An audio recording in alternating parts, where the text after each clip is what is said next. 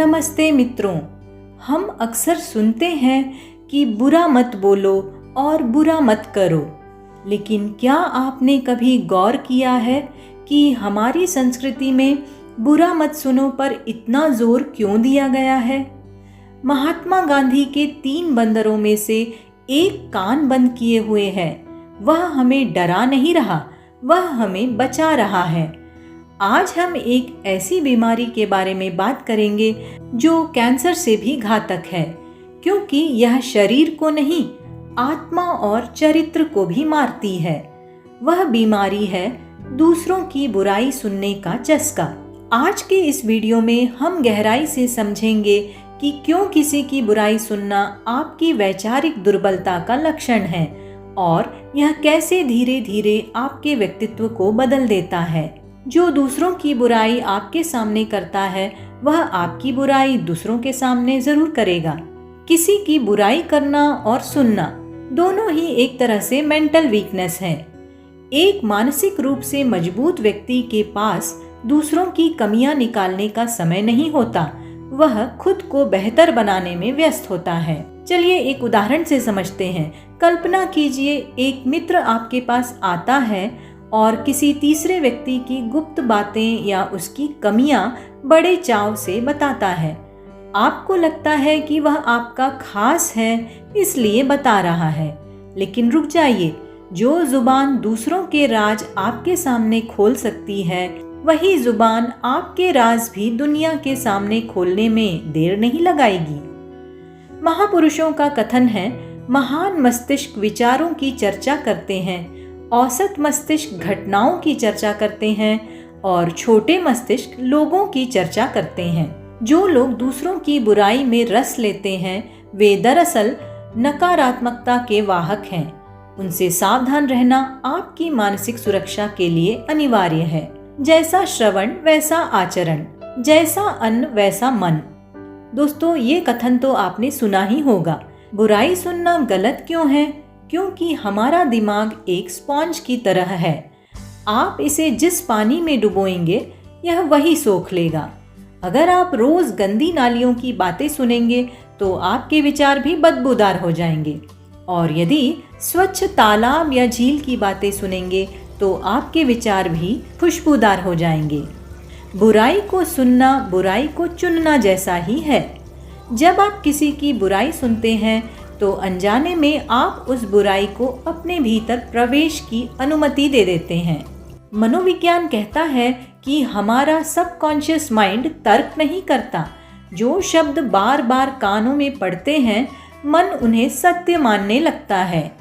अगर आप लगातार किसी की कमियां सुनेंगे तो आपका नजरिया भी केवल कमियां ढूंढने वाला बन जाएगा और आप चाहकर भी सकारात्मक नहीं रह पाएंगे।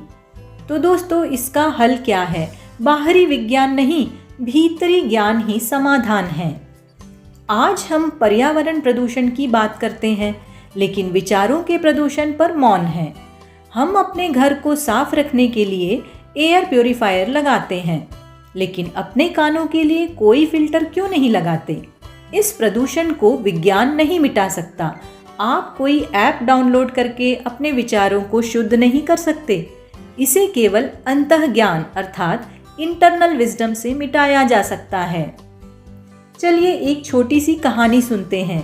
एक बार एक शिष्य ने बुद्ध भगवान से पूछा, भगवान, कोई मुझे अपशब्द कहे या किसी की बुराई करे तो मैं क्या करूं?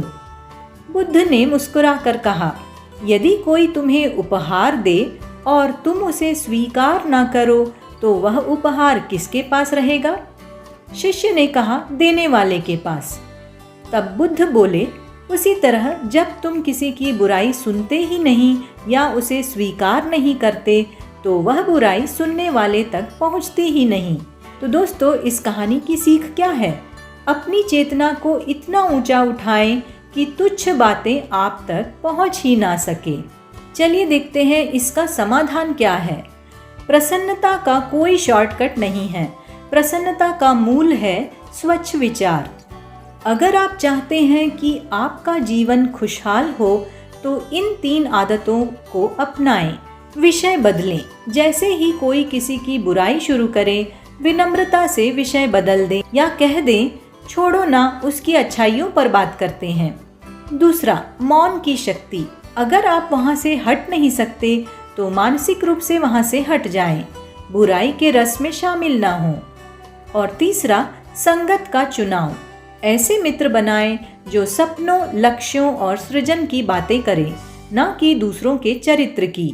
मित्रों, अंत में बस इतना ही याद रखें कि आपका कान कोई कूड़ेदान नहीं है जिसमें कोई भी आकर अपनी गंदगी डाल जाए। अपने कानों और विचारों का द्वार केवल उन्हीं के लिए खोलें जो आपको प्रेरित करते हों, जो आपको ऊपर उठाते हों। बुराई से बचना केवल दूसरों के प्रति सम्मान नहीं है, बल्कि यह खुद के प्रति सम्मान है। जब आप बुराई सुनना बंद कर देते हैं तो आप अपने भीतर की शांति को बचा लेते हैं। क्या आपके साथ कभी ऐसा हुआ है कि किसी की बुराई सुनते ही आपका मूड खराब हो गया? कमेंट में ज़रूर बताइएगा। तो दोस्तों, बुराई सुनने से बचें, क्योंकि सुनने वाला ही बुराई को जीवित रखता है। यदि कोई सुनने वाला न हो तो बुराई करने वाला भी मौन हो जाएगा। मेरी इन बातों पर ध्यान दीजिएगा। स्वस्थ रहें, स्वच्छ सोचें और प्रसन्न रहें। मिलते हैं अगले वीडियो में। धन्यवाद।